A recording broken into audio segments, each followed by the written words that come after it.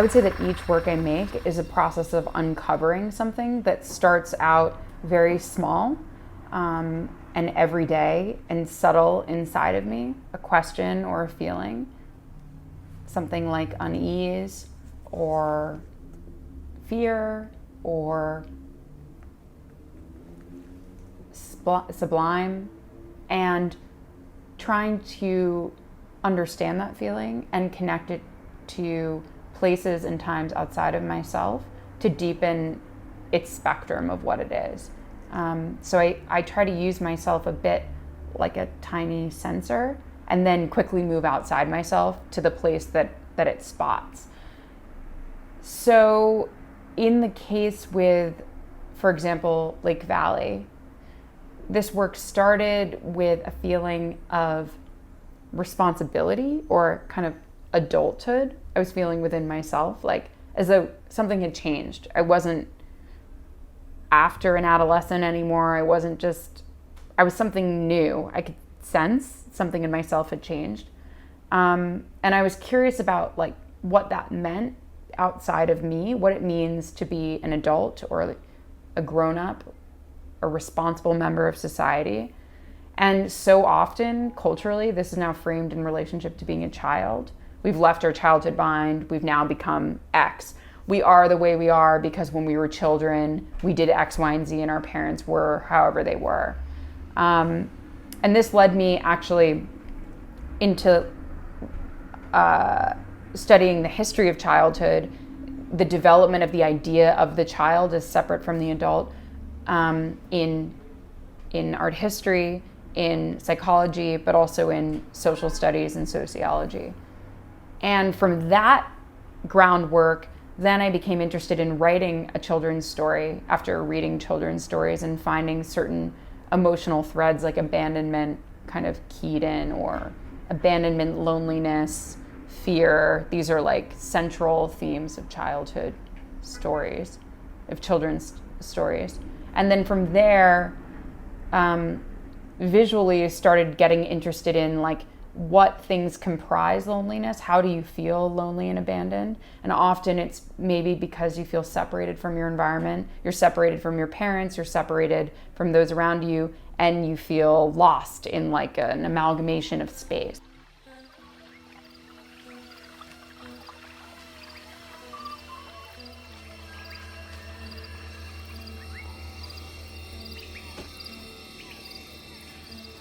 Looking at children's illustrations over a 200-year period, it felt that that's what these illustrations were trying to do. And I tried to work within that vein by taking thousands of these images and resuturing them onto this new suburban world that I created.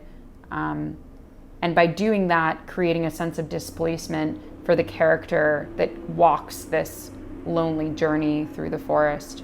And is visually also in a kind of loneliness because no surface is what the surface is. So like pasta is hair and a table is paper, and everything becomes an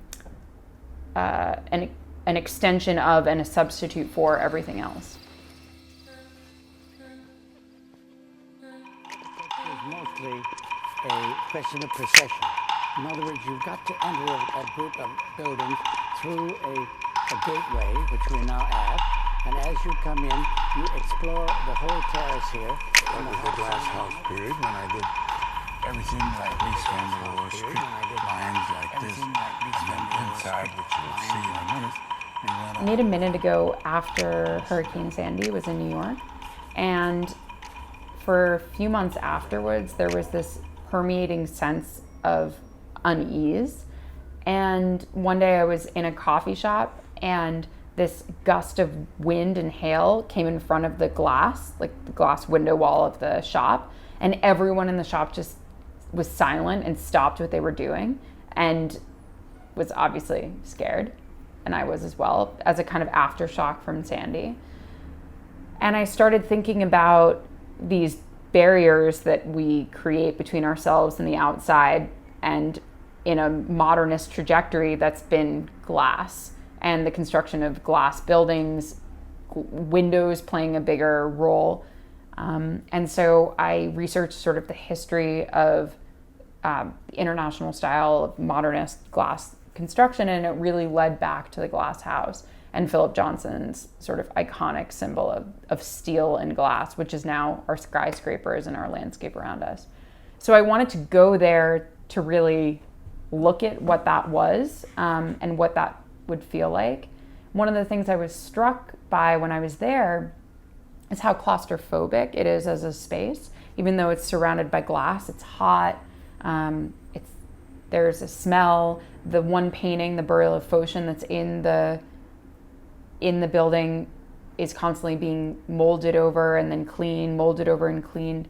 And so in a way, the spaces that we live in are maybe like a petri dish for a new kind of life cycle, or what we might also say is like a kind of death, something like this. It has the platform from which it springs, forming the main motif of the house, was not derived from me, but rather from a burnt-out wooden village I saw once, where nothing was left but the foundations and chimneys of men.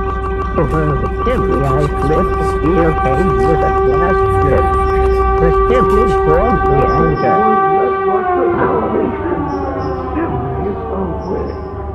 Over the chimney I slipped a steel cage with a glass skin. The chimney formed.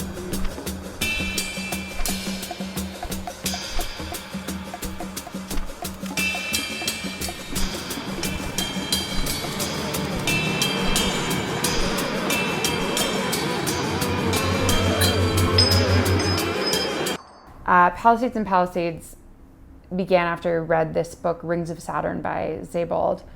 And I was struck by this pattern of existing in everyday space and then trompe-l'oeing through the surface of those spaces into a history or a past that's been there, but simultaneously being in the present. And at the time I was really interested in the history of storytelling in relationship to park design. Sort of the original film is the park circuit, walking from one vignette to another, and the rise of a kind of circuit in the park and the novel, which came together at the same time, and then later film comes from that. The film strip is, in a way, literally a kind of park circuit. So I knew I wanted to film something in a park, and I knew I was interested in this trompe-l'oeil effect that Sebald developed in Rings of Saturn. And so I chose this park, which is just 1 acre, and I chose it so that the whole park would fit within the camera. And I just kept returning there, and as I did, I learned all this history of this park, that it was on top of this 200 million year old cliff, that it was a site of a battle during the Revolutionary War, that Fort Lee, New Jersey was the rise of Hollywood filmmaking before Hollywood existed, that the term the cliffhanger had emerged actually from this exact spot before it even existed as a park. So so the work was about bringing together these different life cycles and histories in one space.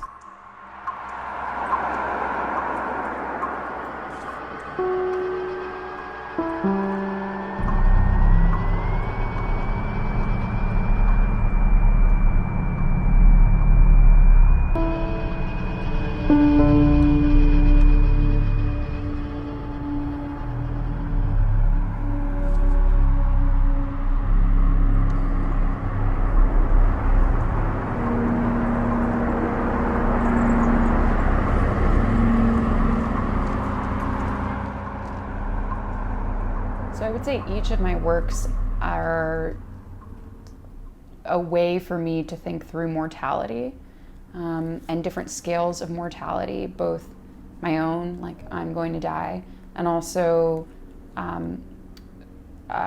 distinctions between life and death,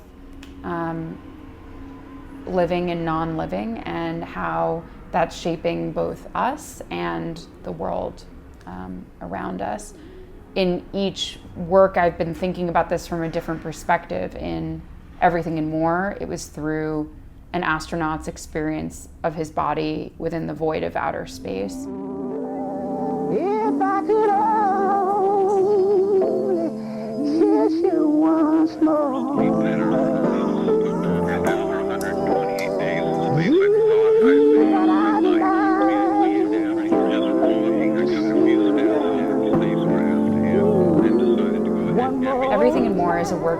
made after seeing two films that came out around the same time, I think in 2014, which was Gravity and Interstellar. And I remember after leaving the theater one night after seeing Gravity, I was walking down the street and I suddenly felt completely deconditioned from New York City, the environment around me. Suddenly the sidewalk felt alien, traffic felt alien, my own body felt alien. And I was struck by the fact that it was just light frequency and sound frequency that had suddenly created this detachment. And then a few weeks later, I was cleaning my apartment, and on the radio came this interview with this astronaut, David Wolf, who I eventually interviewed. And again, I felt the same thing, like suddenly deconditioned from holding the broom and being in this one space, like, where am I all of a sudden? And I was struck that, again, this was just through sound. So I chased David in a kind of stalkerish way until I got a hold of him, and was fortunate enough to interview him about this experience of a spacewalk, moving into full darkness and not seeing the Earth at all, to coming back to Earth and his perceptual changes. And so what you see in the work is me filming at a neutral buoyancy lab, which is one of the two places where astronauts learn to spacewalk, in a giant pool of water. Again, just a kind of everyday material that they learn to really function in this out-of-body state. And then materials that were just in my kitchen: food dye, olive oil, baby oil, water, milk, on a glass plate, just filmed really close up. And these materials explicate the journey that David tells about going to and then from back to Earth. When I first came back to Earth, after 128 days in space, I thought I had ruined my life. Just walking, I took a few steps off the spacecraft and then decided to go ahead and lay down on the stretcher and be carried away, because gravity felt so heavy. My wristwatch felt like a bowling ball on my arm. Each work has a set of conditions that follow it, kind of an idea of scale, of natural light, artificial light, the projector, the sound, where the viewer is going to sit. But depending on where it's installed, that will be orientated towards the space it's in.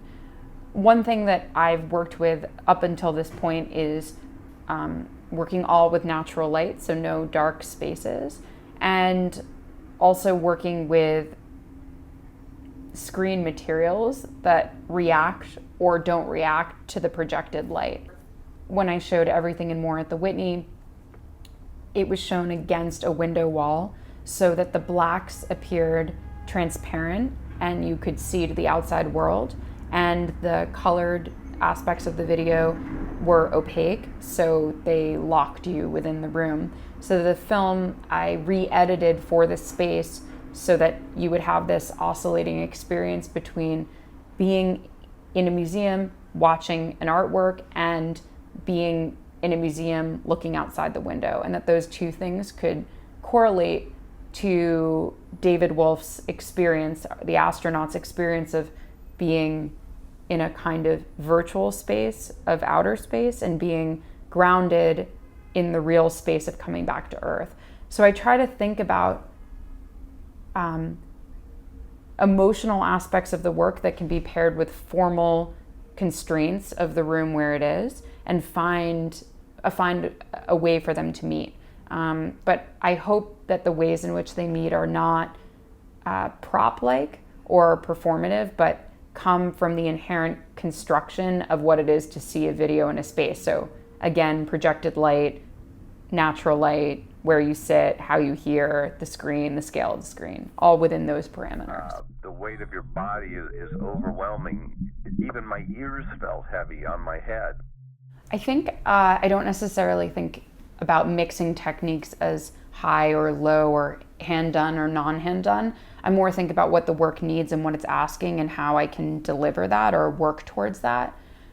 One aspect of each of my works is always both in the research of coming up with the sites and the places that I'll be investigating, but also in how it's made, I'm always trying to learn and be unstable in how I make it. So whether it's a way of editing sound or a way of mixing materials or an effective displacement, learning in After Effects, whatever it is, I'm not knowing how to make the thing I want to make is a significant component of making it. Space, the air cleaning systems are so effective. There's very few odors. The filters are so good. And when the spacecraft door, the hatch is opened, you're overwhelmed with the smell of grass and the air. It must be like a dog feels when you can smell bushes when you walk by them.